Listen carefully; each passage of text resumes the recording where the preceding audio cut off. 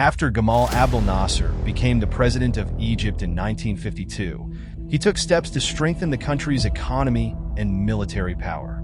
In July 1956, he decided to nationalize the Suez Canal, which was an important trade route connecting Europe and Asia. To wildly enthusiastic crowds, President Nasser announced that Egypt had taken over the Suez Canal, the international waterway of which Britain has been a large shareholder since Israel's dramatic £4 million purchase in 1870. This move angered Britain and France because they were losing control over this waterway.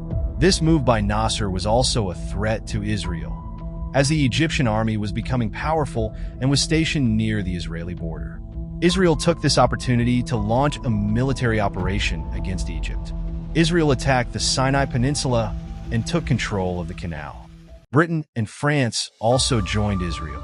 British and French air forces began bombing Egyptian airfields, particularly military installations in Cairo and Alexandria. Meanwhile, U.S. President Dwight Dr. Eisenhower pressured Britain and France to refrain from this military operation, as he believed that this military intervention could create instability and conflict not only in Egypt, but throughout the Middle East. And the Soviet Union showed support for Egypt. The Soviet Union announced the supply of weapons to Egypt, which helped in increasing Egypt's military strength. Under international pressure, especially from the intervention of the United States and the Soviet Union, a ceasefire was implemented, and Israel, Britain, and France were forced to withdraw their troops. In 1964, the Palestine Liberation Organization, PLO, was founded with the main goal of achieving Palestinian independence and armed struggle against Israel. In 1948, the State of Israel was proclaimed. Palestine was lost. 16 years later, in 1964, the Palestine Liberation Organization, or the PLO, was founded. Made up of different factions, the PLO has been at the heart of the struggle to regain Palestine ever since. Their strategy was primarily to build armed resistance against Israel, to end Israeli control over Palestinian territories, and to establish a Palestinian state. Initially, the United States and Israel declared the PLO as a terrorist organization. Subsequently, in 1967, the Second Arab-Israeli War began. On June 5, 1967, Israel launched an initial attack on Egypt. It is called the Six-Day War. The Six-Day War, third of 5 Arab-Israeli wars. A conflict whose outcome was made inevitable by air power on the first day. A war fought on 3 fronts, each quite different. The Sinai Desert, scene of dramatic tank battles and the destruction of an entire army.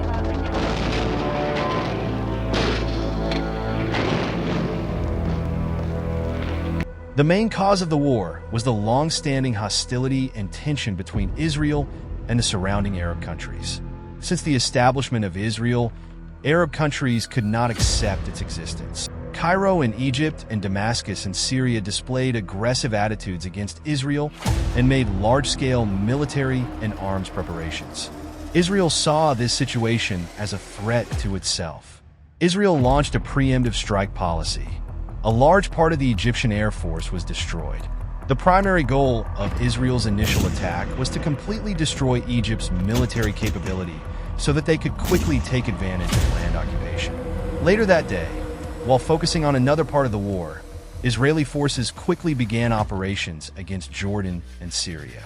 Egypt's air force could not muster much resistance, allowing Israel to take control of the initial phases of the war. During the war, some military support from European and the United States was crucial for Israel, providing significant assistance. Before the war, the United States supplied Israel with advanced weapons and military equipment. These included surgical bombers, warships, and radar systems for aircraft. These helped Israel's air force during the early stages of the war. The United States also provided high-level intelligence to Israel, helping them understand the positions and plans of Egyptian, Syrian, and Jordanian forces. The United States and National Security Agency provided various intelligence to Israel before and during the war. On the first day of the war, June 5th, Israel launched a preemptive strike, destroying about 90% of the Egyptian Air Force. This information was obtained in advance through U.S. satellite images and specific intelligence signals. France was one of Israel's main supporters, especially in the 1950s and 1960s. They supplied Israel with some modern fighter jets, such as Mirage 3, and military equipment. Additionally, France provided Israel with nuclear technology and materials. Furthermore, Britain, Germany, and Australia supplied Israel with various advanced weapons and military equipment.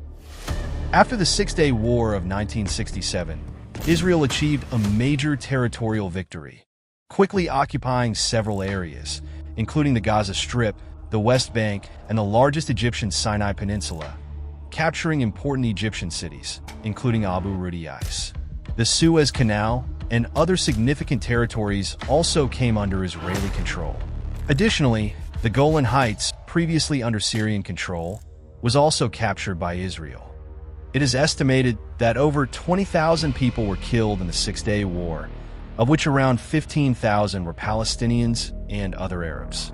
The Israeli casualties were relatively low. Around 800 Israeli soldiers were killed. The PLO faced increased criticism from Israel and Western countries after the Six-Day War in 1967.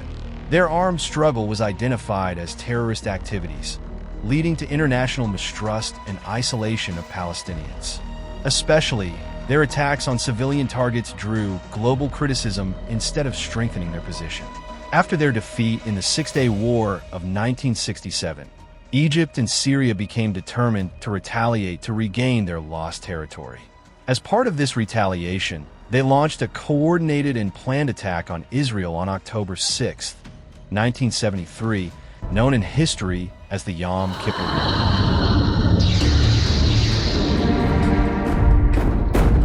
1400 hours, Saturday, 6th of October, 1973. The holiest day in the Jewish calendar, Yom Kippur, the Day of Atonement. Egypt and Syria launch an all-out war against Israel. The target, liberating the Sinai Peninsula and the Golan Heights, territories occupied by Israel 6 years earlier in the Six-Day War. The Israeli army faced a massive and unprepared attack at the start of the war. Egypt launched an attack on the Sinai Peninsula and Syria on the Golan Heights. The attack was coordinated and surprise, as the Israelis suffered heavy losses due to their lack of preparation. The Arab forces achieved early success in the war. Egypt broke through the Israeli defenses by crossing the Suez Canal in the Sinai Peninsula, and Syrian troops attacked large parts of the Golan Heights. Their attacks were such that Israel was threatened. When Israel faced a shortage of weapons and ammunition, they looked to the United States for help. Presidents Richard Nixon and Henry Kissinger immediately launched Operation Nickel Grass, which sent a large amount of weapons, ammunition, and military equipment directly to Israel.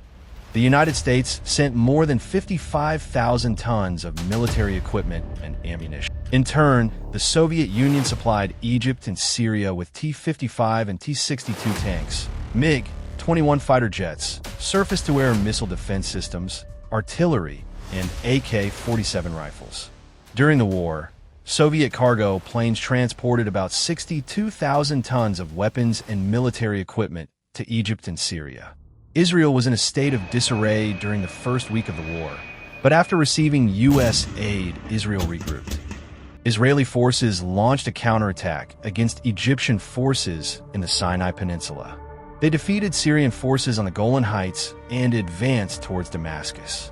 Israeli commander made a bold move to cross the Suez Canal into Egypt's rear, forcing the Egyptian forces to retreat. As Israel began to advance against Syria towards Damascus, the Soviet Union threatened to send troops directly to Egypt and Syria. As the Soviet Union began to prepare to send troops directly, the United States responded by raising the DEFCON 3 alert and deploying B-52 Stratofortress nuclear bombers to Europe. The United Nations Security Council played a crucial role in mediating the ceasefire. Security Council Resolution 338, adopted on October 22, 1973, called for an immediate cessation of hostilities and the implementation of Resolution 242, which emphasized the principle of land for peace and a need for a negotiated settlement to the Arab-Israeli conflict. The resolution also urged the parties to begin negotiations aimed at establishing a just and durable peace in the Middle East.